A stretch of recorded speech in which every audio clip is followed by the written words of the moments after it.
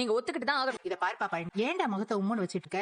கோமதி மாப்பிளையும் உன்னை எதுவும் தப்பா நினைக்கவே மாட்டாங்க. நீ ஏன் இதையும் யோசனை பண்ணிருக்காத. சின்ன பையன் கதிரு அவனே சொந்த கால நிக்கணும்னு அவங்க நினைக்கிறாங்க. நீங்க என்னாலுமே அவங்க சந்தோஷம் தானே படுவாங்க. முன்னாடியாவது கடையில ஆள் பத்துக்க குறை இருந்துச்சு. நீங்க போறதுலயும் ஒரு நியாயம் இருந்து. இப்ப மயிலாவ அப்பான்னு மொத்த குடும்பமும் அங்கதான் இருக்காங்க. இதுக்கடையில நீங்க எதுக்கு அங்க போகணும்? இன்னும் கொஞ்ச நாள் போனதும் நீங்க கடைக்கு வர வேண்டாம் அவங்க சொல்லுவாங்க. அப்ப என்ன பண்ணுவீங்க? அப்படியெல்லாம் சொல்ல மாட்டாங்க. அப்படி சொல்லிட்டாங்கன்னா அப்ப ஒண்ணும் பண்ண முடியாதுல்ல. அவங்களா ஒதுங்க சொல்றதுக்கு முன்னாடியே நாமளா ஒதுங்கிக்கிட்டா நல்லது. இந்த பாரு, நான் திரும்பவும் சொல்றேன், சண்டை போட்டுட்டுலாம் அந்த வீட்டுல இருந்து உன்னை யாரும் இந்த வீட்டுக்கு வர சொல்லல. என் மத்த பிள்ளைங்க எல்லாம் நல்லா இருக்காங்கல்ல, இந்த தொழில அது இதுன்னு செஞ்சுக்கிட்டு.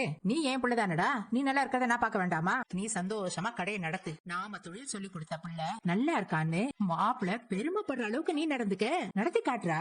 டேய், இதுக்கு முன்னாடி நாங்க பல தடவை சொன்னதெல்லாம் மறுத்து பேசிட்டேன். இந்த தடவை அப்படி எல்லாம் பேசாத. தீபாவளி முடிஞ்சதுமே நல்ல நாள் பாக்குறோம், கடையை ஆரம்பிக்கிறோம், அவ்வளவுதான். மாமா அசத்திட்டீங்க போங்க. அம்மாக்கு தீபாவளி சீர் கொடுத்துட்டீங்க. நானே எதிர்பார்க்கவே இல்ல. மாமா பின்னிட்ட மாமா நீ.